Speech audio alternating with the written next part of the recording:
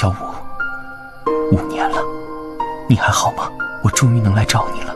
这时，唐三飘身跃起，他找了一株大树，在上面隐藏起来。20多个人在树林中悄无声息地前进着，逐渐朝唐三所在的方向靠近。怎么是他们？他仔细数了一下，对方一共是25个人。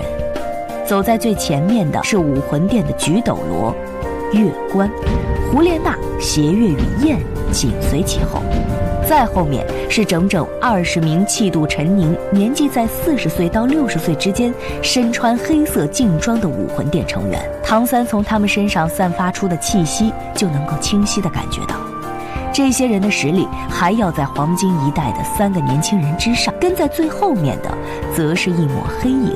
2大封号斗罗，外加武魂殿年轻一代中最出色的3个人及大批高手，这些人来星斗大森林干什么？他们不可能是因为黄金一代中的某个人需要魂环而来猎杀魂兽。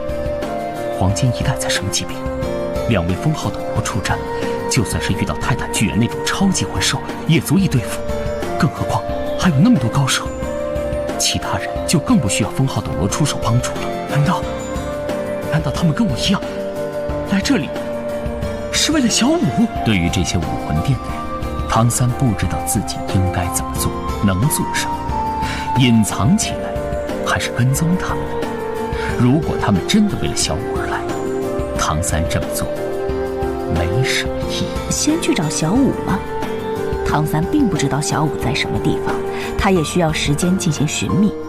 那样的话，他将无法掌握这个武魂殿团队的动向，只会令小五更加危险。唐三从树上跃下，悄然收回蓝银领域，不再掩饰自己的气息，做出一副小心翼翼的样子，快速朝着武魂殿驻扎的营地走去。唐三之所以这样选择，是因为他要先知道武魂殿这些人来星斗大森林究竟是干什么的，而且对方队伍中有胡列娜，有胡列娜这个熟人，打听消息自然要容易得多。唐三那么聪明，他自然感觉得出胡列娜对自己的那丝情感。为了小五，他不得不试探胡列娜一次。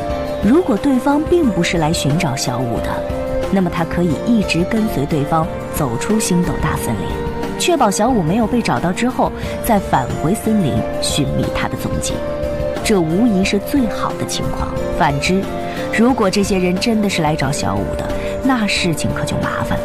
唐三虽然无法阻止这些人，但提醒还是做得到的。他同样可以跟随对方的队伍，随时对森林中的小五给予暗示，帮助他避开这些人，直到他们失去耐性离开这里为止。对于唐三来说，这样做虽然有危险，但无疑是最好的办法，更容易控制主动权。谁？距离武魂殿营地还有100米，唐三就被发现了。